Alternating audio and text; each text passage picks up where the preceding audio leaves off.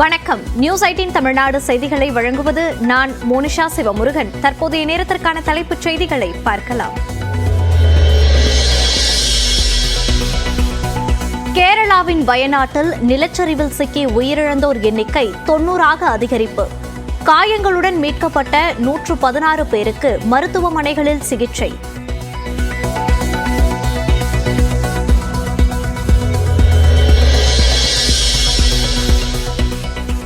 வயநாட்டின் சூரல் மலையில் நிலச்சரிவின் கொடூரத்தை விவரிக்கும் கழுகு பார்வை காட்சி. சுடவே தெரியாமல் புதையுண்ட வீடுகள்.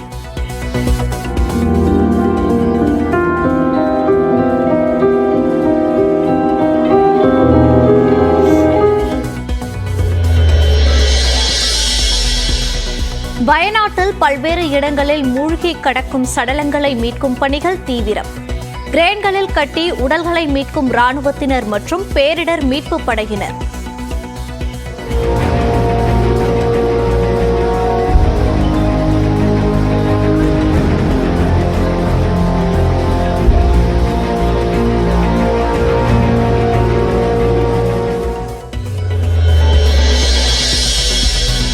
கேரளாவில் நிலச்சரிவால் பெரும் உயிர்பலி நிகழ்ந்த நிலையில் துக்க தினமாக அறிவிப்பு. இன்றும் நாளையும் அனுசரிக்கப்பட உள்ளதாக தகவல். கேரளாவில் கொட்டி தீர்த்த பேய்மழை. ஆர்ப்பரித்து கொட்டும் அதிரப்பள்ளி அருவி.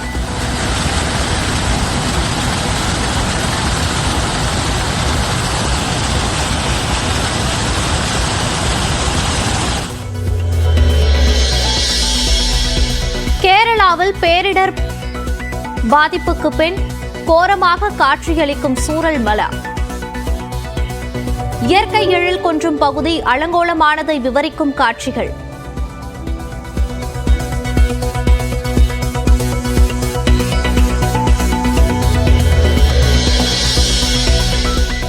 நள்ளிரவில் 4 மணி நேரத்தில் மண்ணில் புதையுண்ட வீடுகள், கட்டடங்கள். சூரல் மலையில் 200 வீடுகள் புதைந்ததாக பொதுமக்கள் தகவல்.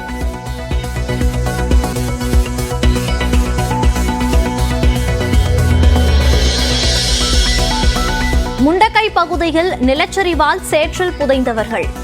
எழுந்து நடக்கக்கூட முடியாமல் தவித்த பதற வைக்கும் வீடியோ.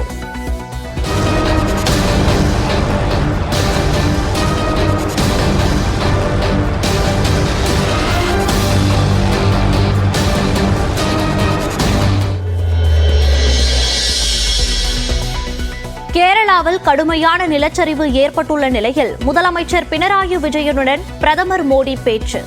மத்திய அரசு அனைத்து உதவிகளையும் செய்யும் என உறுதி.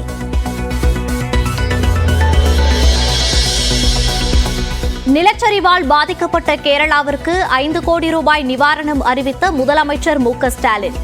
மீட்பு நிவாரண பணிகளில் கேரளாவுக்கு உதவ மூத்த IAS அதிகாரிகளும் அனுப்பி வைப்பு.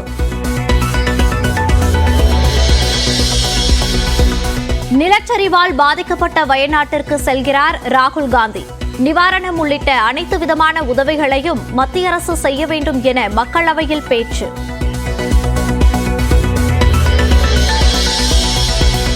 உயிரிழந்தவர்களின் குடும்பத்தினருக்கு தமிழக வெற்றிக் கழக தலைவர் விஜய் இரங்கல். போர்க்கால அடிப்படையில் மீட்பு பணிகளை மேற்கொள்ள மக்கள் நீதி மய்யம் தலைவர் கமல்ஹாசன், நாம் தமிழர் கட்சி ஒருங்கிணைப்பாளர் சீமான் வலியுறுத்தல்.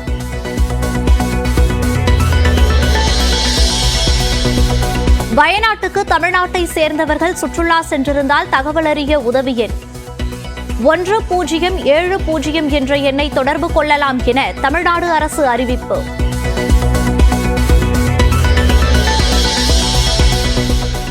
கேரளாவில் அதிகனமழை தொடரும் என்பதால் ரெட் அலர்ட். வயநாடு, இடுக்கி, பாலக்காடு உள்ளிட்ட 8 மாவட்டங்கள் எச்சரிக்கையாக இருக்க அறிவுறுத்தல்.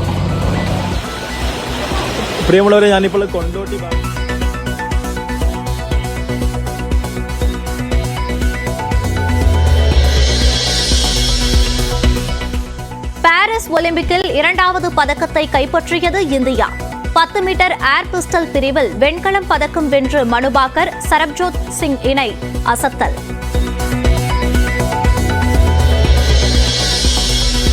பாரிஸ் ஒலிம்பிக்கில் 2வது பதக்கம் வென்று வரலாறு படைத்தார் மனுபாக்கர். ஒரே ஒலிம்பிக்கில் 2 பதக்கங்கள் வென்ற இந்தியர் என்ற 124 ஆண்டுகால சாதனையை சமன் செய்தார். சென்னையில் போதைப்பொருள் கடத்தல் வழக்கில் கைதான திமுக நிர்வாகி சையத் இப்ராஹிம் கட்சியிலிருந்து நீக்கம். கட்சி பொதுச் செயலாளர் துரைமுருகன் நடவடிக்கை.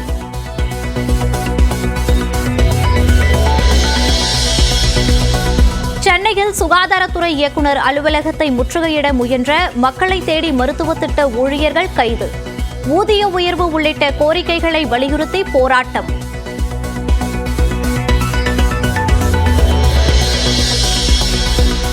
மேட்டூர் அணையிலிருந்து 1,25,000 கன அடி நீர் திறக்க வாய்ப்பு. காவிரி கரையோர மக்கள் பாதுகாப்பான இடங்களுக்கு செல்ல நீர்வளத்துறை எச்சரிக்கை.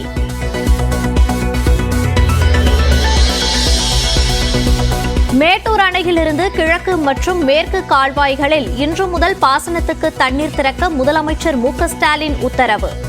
டிசம்பர் 13ஆம் தேதி வரை 137 நாட்களுக்கு திறக்கப்படும் தண்ணீரால் 45,000 ஏக்கர் நிலங்கள் பாசன வசதி பெறும். ஆடி கிருத்திகையையொட்டி திருவண்ணாமலைக்கு 1008 காவடிகள் எடுத்து வந்த பக்தர்கள். 4 மாட வீதிகளை சுற்றி வந்து வழிபாடு.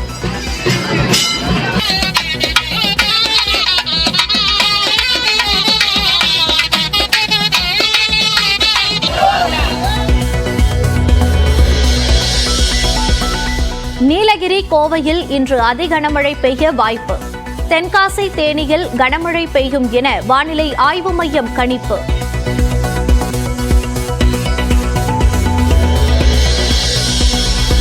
கோவை மாவட்டம் வால்பாறை மற்றும் பொள்ளாச்சியில் ஏற்பட்ட மண்சரிவில் சிக்கி 3 பேர் உயிரிழப்பு. குடும்பங்களுக்கு ஆழ்ந்த இரங்கல் தெரிவித்துள்ளதுடன் தலா 3 லட்சம் ரூபாய் நிதியுதவி அறிவித்த முதலமைச்சர் மு.க.ஸ்டாலின்.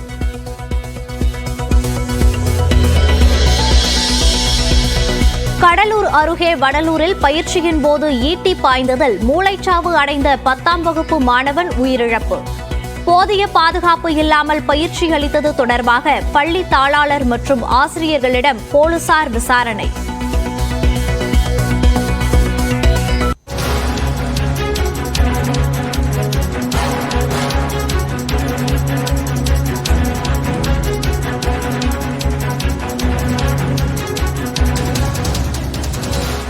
தற்போது கிடைத்திருக்கும் முக்கிய செய்தி, கேரளாவில் ஏற்பட்ட நிலச்சரிவில் சிக்கி பலியானோர் எண்ணிக்கை தற்போது உயர்ந்திருக்கிறது. பலியானோர் எண்ணிக்கை தற்போது 95ஆக உயர்ந்திருக்கிறது. கேரளாவில் வயநாட்டில் நிலச்சரிவில் சிக்கி பலியானோர் எண்ணிக்கை 95ஆக உயர்ந்திருக்கிறது.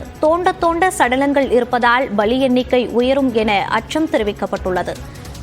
ராணுவம், கடற்படை, பேரிடர் மீட்புக் குழுவினர் உயிரிழந்தவர்களை தேடும் பணிகளை தீவிரமாக துரிதப்படுத்தி வருகின்றனர். தேடும் பணியானது துரிதமாக நடைபெற்றுக் கொண்டிருக்கிறது. தோண்ட சடலங்கள் கிடைக்கிறது. தற்போது இந்த பலி எண்ணிக்கையானது 95ஐ தொட்டிருக்கிறது. மேலும் பலி எண்ணிக்கை அதிகரிக்கக்கூடும் என அச்சம் எழுகிறது. கேரளாவில் வயநாட்டில் நிலச்சரிவில் சிக்கி பலியானோர் எண்ணிக்கை 95ஆக இருக்கிறது.